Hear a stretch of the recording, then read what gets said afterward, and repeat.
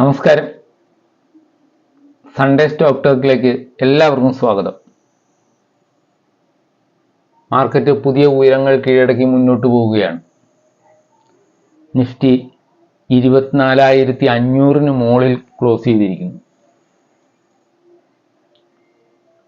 Sensex ആണെങ്കിൽ 80,500 മുകളിലേക്ക് എത്തി.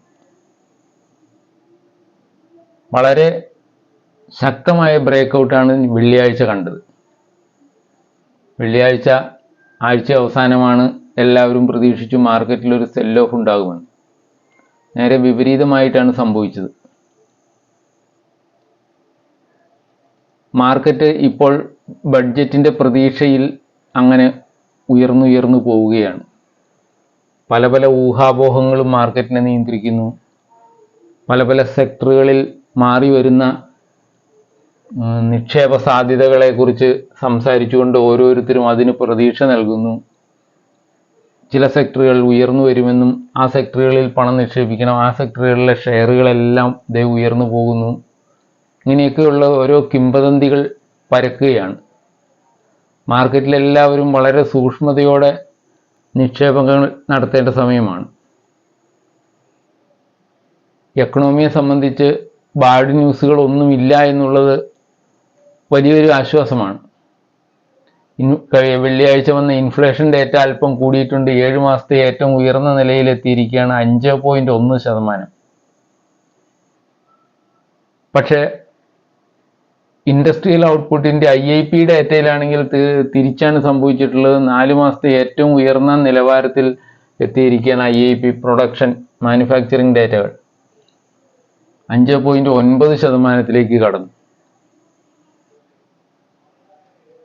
ഇൻഫ്ലേഷൻ ഡേറ്റയിലുണ്ടായിട്ടുള്ള ചെറിയൊരു വർധനവൊന്നും മാർക്കറ്റിനെ അങ്ങനെ വലുതായി പിന്നോട്ട് വലിക്കുന്ന ഒരവസ്ഥയല്ല. പ്രത്യേകിച്ചും ബഡ്ജറ്റിന് മുമ്പുള്ള ആ നീക്കങ്ങളിൽ വളരെ ശക്തമായ ഇടപെടലുകളാണ് നമുക്ക് കാണാൻ കഴിയുന്നത്. റിന്യൂവബിൾ എനർജി, ഡിഫൻസ്, പവർ, ഇത്തരം മേഖലകളിലൊക്കെ അത്രമാത്രം നിക്ഷേപ താല്പര്യം വന്നിട്ടുണ്ട്. എത്രയോ ഉയർന്നു പോയിരിക്കുന്നു ഓരോ ഷെയറുകളും. ബഡ്ജറ്റിനെ വളരെ പ്രതീക്ഷയോടെ നോക്കിക്കാണുന്നവരാണ് അധികവും. പുതിയ ഗവൺമെൻറ്റാണ്, പുതിയ രീതിയിലുള്ള നിക്ഷേപ സാധ്യതകൾ മുഴുവൻ ഉപയോഗപ്പെടുത്താൻ അവർക്ക് കഴിയും, അവർ ശ്രദ്ധിക്കുന്നുണ്ട് അതിന് എന്നൊക്കെ പറഞ്ഞാണ് പലരും ഷെയറുകളെ വാരിക്കൂട്ടുന്നത്. അതെന്തുമാകട്ടെ, നമ്മൾ എങ്ങനെ പെരുമാറാം, എങ്ങനെ ഷെയർ മാർക്കറ്റിൽ ഇടപെടാമെന്ന് നിങ്ങൾ തീരുമാനിക്കണം. ക്യാഷ് കളയാൻ ഏറ്റവും പറ്റിയ സമയവും കൂടിയാണ് ഇതെന്നുള്ളതിന് സംശയമില്ല. വിപണിയുടെ പ്രതീക്ഷയ്ക്കനുസരിച്ച് നിർമ്മല സീതാരാമൻ്റെ ബഡ്ജറ്റ് വന്നില്ല എന്ന് കരുതിയാൽ സംഗതി വളരെ മോശമാവും. എന്തെങ്കിലും ഒരു ചെറിയ മോശപ്പെട്ട കാര്യം വന്നാൽ മാത്രം മതി മാർക്കറ്റ് ഇടിഞ്ഞ് തകർന്നു പോരാൻ. 3-4% ഒരു ദിവസം കൊണ്ട് ഇടിയാൻ അതും മതി. വളരെ അപൂർവമായിട്ട് മാത്രമേ മാർക്കറ്റ് ബഡ്ജറ്റിൻ്റെ അന്ന് ശക്തമായ നിലയിൽ മുന്നോട്ട് നീങ്ങിയിട്ടുള്ളൂ. 2017 നല്ല രീതിയിൽ മുന്നോട്ട് കയറിയെന്നാണ് എൻ്റെ ഓർമ്മ. അതിനു മുമ്പുള്ള ഇതും പിമ്പുള്ളതുമായിട്ടുള്ള ഓരോ സന്ദർഭങ്ങളിലും മാർക്കറ്റിനെ വളരെ പ്രതീക്ഷ നിന്നും നൽകി അല്ലെങ്കിൽ ഉയരത്തിലേക്ക് കൊണ്ടുപോയിട്ടില്ല ഒരു ബഡ്ജറ്റുകൾ. മാർക്കറ്റിൽ അന്ന് ചില യൂഫോറിയകളുണ്ടായി, അങ്ങോട്ടും ഇങ്ങോട്ടും വലിയ ചാഞ്ചാട്ടങ്ങൾ ഉണ്ടാകും എന്നല്ലാതെ മാർക്കറ്റിനെ യഥാർത്ഥത്തിൽ മുന്നോട്ട് നയിക്കാവുന്ന ബഡ്ജറ്റുകൾ അല്ലെങ്കിൽ മുന്നോട്ട് ഇപ്പോൾ കാണുന്നത് പോലെയുള്ള ഒരു മുന്നേറ്റം നടത്തിയിട്ടുള്ള ഒരു ബഡ്ജറ്റുകളും തന്നെ ഇല്ല. വളരെ അപൂർവമായിട്ടേ ഉള്ളൂ. 10-30 വർഷത്തിനിടയിൽ 3-4 ബഡ്ജറ്റുകളാണ് ശരിക്കും യഥാർത്ഥത്തിൽ ആളുകൾക്ക് പ്രതീക്ഷ നൽകിക്കൊണ്ട് ഉയരത്തിലേക്ക് പോയത്. സെൻസെക്സ് ആയാലും നിഫ്റ്റി ആയാലും അതിലെ ഷെയറുകൾ, ആ ഷെയറുകളൊന്നും പല സമയങ്ങളിലും നന്നായി പെർഫോം ചെയ്തിട്ട് പോലുമില്ല. അതുകൊണ്ട് ബഡ്ജറ്റിനെ ഒരുപാട് അങ്ങനെ പ്രതീക്ഷിക്കേണ്ട എന്നാണ് ഞാൻ പറയുക. നിങ്ങൾ പ്രതിരോധത്തിൽ കളിക്കേണ്ട സമയമാണിപ്പോൾ. അതിനനുസരിച്ച് മാത്രം ഷെയർ മാർക്കറ്റിൽ ഇടപെടുക. നമ്മുടെ കഴിഞ്ഞ ഇതിനു മുമ്പത്തെ ഒരു ഡെപ്യൂട്ടി ഗവർണർ RBIയുടെ മൈക്കിൾ പത്ര പറഞ്ഞിരിക്കുന്നത് 7 വർഷം കൊണ്ട് ഇന്ത്യ ലോകത്തെ രണ്ടാമത്തെ എക്കണോമിക് ശക്തിയായി മാറുമെന്നാണ്. 2030 കഴിയുമ്പോഴത്തേക്കും ലോകത്തെ 2ാം നമ്പർ ശക്തിയായി മാറും, എക്കണോമിക് പവറായി മാറും ഇന്ത്യ എന്ന് പറയുന്ന അതിശയോക്തി കലർന്ന പ്രഖ്യാപനങ്ങളാവാം. പക്ഷെ പുള്ളിക്കാരൻ തന്നെ പറയുന്നുണ്ട് 2060 ആകുമ്പോഴത്തേക്കും ഇന്ത്യ ആയിരിക്കും 1ാമത്തെ ശക്തി എന്ന്. ലോകത്തെ നമ്പർ 1 എക്കണോമിക് പവറായി മാറും ഇന്ത്യ എന്ന്. പ്രതീക്ഷകളാണ്. മാർക്കറ്റും അതുപോലെ പലതും പ്രതീക്ഷിക്കുന്നുണ്ട്. മാർക്കറ്റ് ഉയരങ്ങളിലേക്ക് പോകും. 25,000 ഈ ആഴ്ച കടക്കില്ല എന്ന് നമുക്ക് പറയാനാവില്ല. അതുപോലെ സെൻസെക്സ് 1 ലക്ഷത്തിലെത്താൻ എത്ര സമയം വേണ്ടിവരും എന്ന് നമുക്കറിയില്ല. പക്ഷെ അതൊക്കെ കടന്നു പോകും. നിങ്ങൾ മാർക്കറ്റിനെ ഏത് രീതിയിൽ സമീപിക്കുന്നു എന്നനുസരിച്ച് നിങ്ങളുടെ പണത്തിനും കൂടുതൽ കിട്ടാനും കളയാനും ഒക്കെയുള്ള സാധ്യതകൾ വളരെയേറെയാണ്. ഇതെല്ലാം ഇരുന്നാലും ഓപ്ഷൻ സെല്ലിങ്ങിൽ വരുന്ന ചില മാറ്റം വരുത്തുമെന്നാണ് പറയുന്നത്. അങ്ങനെയുള്ള ചില മാറ്റങ്ങൾ മാത്രം മതി ചിലപ്പോൾ മാർക്കറ്റിനെ തകർത്ത് കളയാൻ. ഇപ്പോൾ മാർക്കറ്റിൽ ഏറ്റവും കൂടുതൽ പണം ഇറങ്ങുന്നത് ഓപ്ഷൻ സെല്ലിങ്ങിലും ഓപ്ഷൻ ബൈയിങ്ങിലൊക്കെയാണ്. പുട്ട് ആൻഡ് കോള്,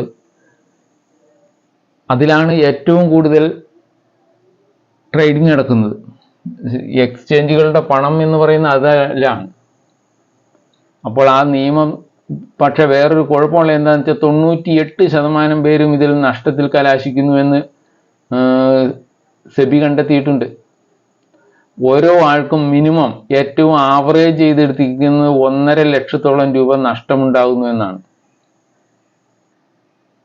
ഈ വർഷമല്ല കേട്ടോ, അതിന് മുമ്പത്തെ വർഷങ്ങളിലെ കണക്ക് വെച്ച് സെബി പറഞ്ഞിട്ടുള്ളതാണ്. അപ്പോൾ അതിലൊരു നിയന്ത്രണമൊക്കെ ഏർപ്പെടുത്തുന്നത് നല്ലതായിരിക്കും. പക്ഷേ മാർക്കറ്റ് അത് എങ്ങനെ കാണുന്നു എന്നുള്ളതാണ്. മാർക്കറ്റ് അങ്ങനെ ഒരു നിയന്ത്രണത്തെക്കുറിച്ച് ചർച്ച ചെയ്യുമ്പോൾ തന്നെ ചിലപ്പോൾ ഇടിയാനുള്ള സാധ്യതകൾ വളരെ കൂടുതലുണ്ട്. നമ്മൾ ഈ കാര്യങ്ങളെല്ലാം മുന്നിൽ വെച്ചുകൊണ്ട് വേണം മുന്നോട്ട് പോകാൻ. എക്കണോമിക് ഡേറ്റകളൊന്നും തന്നെ മോശപ്പെട്ട രീതിയിലല്ല വരുന്നത് എന്ന് കരുതിയിട്ട് മാർക്കറ്റ് എപ്പോഴും ഉയർന്നു തന്നെ പോകുമെന്നൊന്നും വിചാരിക്കരുത്. മാർക്കറ്റിന് ഇടിയാൻ ഒരുപാട് സമയമൊന്നും വേണ്ട. അപ്പോൾ ഈ ബഡ്ജറ്റ് കഴിയുന്നതോടെ ചിലപ്പോൾ മാർക്കറ്റിൻ്റെ ഇന്നത്തെ അവസ്ഥ തന്നെ ആയിക്കൊള്ളണമെന്ന് പോലുമില്ല. പലപ്പോഴും അങ്ങനെ ആവാറുണ്ട്. അതുകൊണ്ട് സൂചിപ്പിച്ചു എന്ന് മാത്രം. നിങ്ങൾ ശ്രദ്ധിക്കുക. പിന്നെ മാർക്കറ്റ് ഇപ്പോൾ പ്രീ ബഡ്ജറ്റ് റാലി എന്ന് പറഞ്ഞ് ഇങ്ങനെ പോകുന്നത് കൊണ്ട് തന്നെ പലരും പ്രതീക്ഷിക്കുന്ന ബഡ്ജറ്റിന് ശേഷം ഒരു താഴ്ചയാണ്, ഒരിടി ഉണ്ടാവാമെന്നാണ്. മാർക്കറ്റ് അങ്ങനെ പ്രതീക്ഷിച്ചിരിക്കുന്ന ഒരു സന്ദർഭത്തിൽ എന്തെങ്കിലും നെഗറ്റീവായ ഒരു ന്യൂസ് മാത്രം മതി ഈ മാർക്കറ്റിനെ ഇടിച്ച് താഴെയിടാൻ. അപ്പോൾ നമ്മളുടെ ഷെയറുകളുടെ ലാഭം എത്രയുണ്ടെന്ന് നോക്കുക, നമ്മൾക്ക് എത്ര ലാഭം എടുത്തിട്ട് മാറി നിൽക്കാമെന്ന് നോക്കുക, നമ്മൾ എത്രമാത്രം ഉയരുമെന്ന് പ്രതീക്ഷിക്കുന്നുണ്ട്, ആ പ്രതീക്ഷയുടെ അടുത്തെത്തിയിട്ടുണ്ടോ എങ്കിൽ നമ്മൾക്കൊന്ന് കുറച്ചെങ്കിലും സെല്ല് ചെയ്യുന്നത് നല്ലതല്ലേ എന്നൊക്കെയുള്ള ആലോചനയാണ് ഇപ്പോൾ വേണ്ടത്. മാർക്കറ്റിൽ ഇപ്പോൾ ക്യാഷ് ഇറക്കാതെ നമ്മൾ ക്യാഷ് ഇറക്കിയിട്ടുള്ള ക്യാഷിൽ ലാഭം എത്ര നിൽക്കുന്നുണ്ട്, അത് എത്രയെല്ലാം ബുക്ക് ചെയ്യാൻ സാധിക്കും എന്ന് നിങ്ങൾ ആലോചിക്കേണ്ട സമയമാണ്. എങ്കിലേ ഈ ബഡ്ജറ്റ് നിങ്ങൾക്ക് ലാഭകരമാവുകയുള്ളൂ എന്ന് എനിക്ക് തോന്നുന്നു. എപ്പോഴും ബഡ്ജറ്റിൻ്റെ ദിവസം പോലും നിങ്ങൾക്ക് ചിലപ്പോൾ നിങ്ങളുടെ ഷെയർ ഏറ്റവും നല്ല രീതിയിൽ വിൽക്കാവുന്ന സമയമുണ്ടാവും. ആ സമയത്ത് വിറ്റെടുത്താൽ ചിലപ്പോൾ നിങ്ങൾക്ക് ലാഭം വളരെയേറെ മികച്ച രീതിയിലാവും. ചിലപ്പോൾ ഷെയർ ഉയർന്നു പോയേക്കാം. പക്ഷെ അതിൽ നിങ്ങൾ ഭയപ്പെടേണ്ട കാര്യമില്ല. നിങ്ങളുടെ കയ്യിൽ ക്യാഷ് ഇരിക്കുന്നു. ആ ക്യാഷ് ഇതിന് ബഡ്ജറ്റ് കഴിഞ്ഞും ട്രേഡിങ്ങുകൾ നടക്കുമല്ലോ. നമ്മൾ മാർക്കറ്റിന് ഇങ്ങനെ മുകളിലോട്ട് തന്നെ പോവുകയുമില്ല. അത് തീർച്ചയായിട്ടും കറക്റ്റ് ചെയ്യും, അല്ലെങ്കിൽ താഴെ വരും. അപ്പോൾ നമ്മൾക്ക് ഉപയോഗിച്ചാൽ മതി. അങ്ങനെയാണ് ചെയ്യേണ്ടത് എന്ന് എനിക്ക് തോന്നുന്നു. എൻ്റെ അഭിപ്രായങ്ങളാണ് ഇതൊക്കെ. ഞാൻ പറയുന്നത് എൻ്റെ വെറുതെ ചുമ്മാ ഉള്ള ചെറിയ ചെറിയ അനുഭവങ്ങളിൽ നിന്നാണ്. ഒരു 10-30 വർഷം ഞാൻ ഈ സ്റ്റോക്ക് മാർക്കറ്റിൽ ഇടപെട്ടിട്ടുണ്ട്, ഇന്നും ഇടപെടുന്നുണ്ട്. എൻ്റെ പണം മിക്കവാറും ഇതിനകത്ത് തന്നെയാണ് ഞാൻ ഇട്ടേക്കാറ്. ഒരിക്കലും FDയുടെ വഴിയോ ബാങ്കിൻ്റെ വഴിയോ ഒന്നും പോയിട്ടില്ലാത്ത ആളാണ്. അപ്പോൾ അതുകൊണ്ട് എനിക്ക് പറയാനുള്ളത്, നിങ്ങൾ വിശ്വാസത്തോടെ തുടരുക. മാർക്കറ്റിനെ കീഴടക്കുന്ന കാര്യങ്ങളെക്കുറിച്ച് ആലോചിക്കാതെ നമ്മളുടെ പോക്കറ്റിലേക്ക് ഇപ്പോൾ ലാഭമായി രേഖകളിൽ കാണുന്ന ലാഭത്തെ കൊയ്തെടുക്കാൻ നോക്കുക. അത് കഴിഞ്ഞ് ബാക്കി ക്യാഷ് നമുക്ക് എപ്പോൾ വേണമെങ്കിലും മുടക്കാം. അതായിരിക്കണം നിങ്ങളുടെ സ്ട്രാറ്റജി എന്നാണ് എനിക്ക് തോന്നുന്നത്. ഓക്കെ, ഈ ഒരു ഷെയറുകളെ പരിചയപ്പെടുത്തുന്നതിൽ ഒരു ഷെയറിനെ ഒന്ന് ശ്രദ്ധിക്കാവുന്നതാണ്. പവർ സെക്ടറിലെ ഒരു ഷെയറാണ്. നമ്മൾ ബാക്കി പവർ സെക്ടർ കമ്പനികളൊക്കെ ഒരുപാട് ഉയർന്നു പോയപ്പോഴും ഈ 6 മാസത്തിനിടയിൽ കാര്യമായ ചലനങ്ങളൊന്നും ഉണ്ടാകാതിരിക്കുന്ന ഒരു ഷെയറാണ് NHPC, നാഷണൽ ഹൈഡ്രോ പവർ കോർപ്പറേഷനാണ്. കേന്ദ്ര ഗവൺമെൻറ്റിൻ്റെ മിനിരത്ന കമ്പനിയായിട്ടുള്ളൊരു സ്ഥാപനമാണ് NHPC. ഒരു 2016-18 ഈ അടുത്തിടെ വരെയും അതൊരു 38 രൂപ 47 രൂപ ഒക്കെ ലെവലിൽ ഒരുപാട് കാലം കിടന്ന ഒരു സ്റ്റോക്കാണ്. അതിനൊരു ബ്രേക്കൗട്ട് തന്നത് കഴിഞ്ഞ 2023 അവസാനത്തോടുകൂടിയാണത് ഉയർന്നു വന്നത്. ഇപ്പോൾ ഒരു ജനുവരിക്ക് ശേഷം അതിന് വലിയ ചലനങ്ങളൊന്നും ഉണ്ടായിട്ടില്ല. 2024 ജനുവരിക്ക് ശേഷം ഒരു 104, 105 ഒക്കെ ലെവലിൽ നിന്ന് 113 രൂപ 15 രൂപ ഇപ്പോൾ 15 നിൽക്കുന്നത്. ആ ലെവലിലേക്ക് അത് പോയിട്ടുള്ളൂ. അപ്പോൾ നമ്മളുടെ ബാക്കിയുള്ള കമ്പനികൾക്കുണ്ടായ വളർച്ചയൊന്നും അതിനുണ്ടായിട്ടില്ല. പക്ഷെ ഒരുപാട് പദ്ധതികൾ അവരുടെ കയ്യിലുണ്ട്. 10,000-ത്തിലും മെഗാവാട്ട് പവർ ഉൽപ്പാദിപ്പിക്കാനുള്ള പദ്ധതികൾ അവരുടെ കയ്യിലുണ്ട്. അതിൽ 1500 മെഗാവാട്ടോളം സോളാർ പവറാണ് ഉൽപ്പാദിപ്പിക്കാൻ പോകുന്നത്. അവരങ്ങനെ ഡൈവേഴ്സിഫൈ ചെയ്യാനൊക്കെ ശ്രമിക്കുന്നുണ്ട്. തീർച്ചയായിട്ടും പബ്ലിക് ലിമിറ്റഡ് ആയ ഒരു കമ്പനിയാണ്, കേന്ദ്ര ഗവൺമെൻറ്റിൻ്റെ കീഴിലുള്ള കമ്പനി ആയതുകൊണ്ട് തന്നെ അതിലൊക്കെ ചലനങ്ങൾ ഉണ്ടാകണമെങ്കിൽ അതിനേതായൊരു സമയവും അതിൻ്റെ ലാഭവും എത്രമാത്രം വർദ്ധിച്ചു എന്നൊക്കെ ജനങ്ങൾക്ക് ബോധ്യപ്പെട്ടാൽ മാത്രമേ അതിൽ വരൂ, ഉയർച്ചകൾ വരൂ. ഇപ്പം NTPC എത്രയോ കാലമായിട്ടാണ് ഇപ്പോഴതൊന്ന് ഉയർന്നു വന്നത്. എത്ര കാലമാണ് അത് കിടന്നത്? പിന്നെ NHPCയുടെ പോലെ തന്നെ ഈ NHPCക്കുള്ള കുഴപ്പം എന്താണെന്ന് വെച്ചാൽ അതിൻ്റെ ഷെയറുകൾ കേന്ദ്ര ഗവൺമെൻറ് 77% കേന്ദ്ര ഗവൺമെൻറ്റിൻ്റെ കയ്യിലിരിക്കുന്ന ഷെയറാണ്. അവരത് വിൽക്കുകയൊക്കെ ചെയ്യും. കഴിഞ്ഞ തവണ കഴിഞ്ഞ നവംബറിലോ ഒക്ടോബറിലോ 66 രൂപയ്ക്ക് അവർ 3% ഷെയറുകൾ വിറ്റഴിച്ചു. അപ്പോൾ അത് മാർക്കറ്റിലെ സ്ഥിതി അനുസരിച്ച് അവരതിനെ ഡിസ്കൗണ്ട് ചെയ്തായിരിക്കും വിൽക്കുന്നത് പോലും. അപ്പോൾ തീർച്ചയായിട്ടും ഈ ഷെയറുകൾക്ക് വീണ്ടും അടുത്ത മുന്നേറ്റത്തിനൊരു സാധ്യത കുറയുന്ന ഒരവസ്ഥയാണ് അങ്ങനെ വരുമ്പോഴുണ്ടാവുക. അതൊക്കെ കണക്കിലെടുത്തുകൊണ്ട് വേണം നിങ്ങൾ ഈ ഷെയറിനെ നോക്കാൻ. തീർച്ചയായിട്ടും നിങ്ങളുടെ ശ്രദ്ധയിൽ വയ്ക്കുക.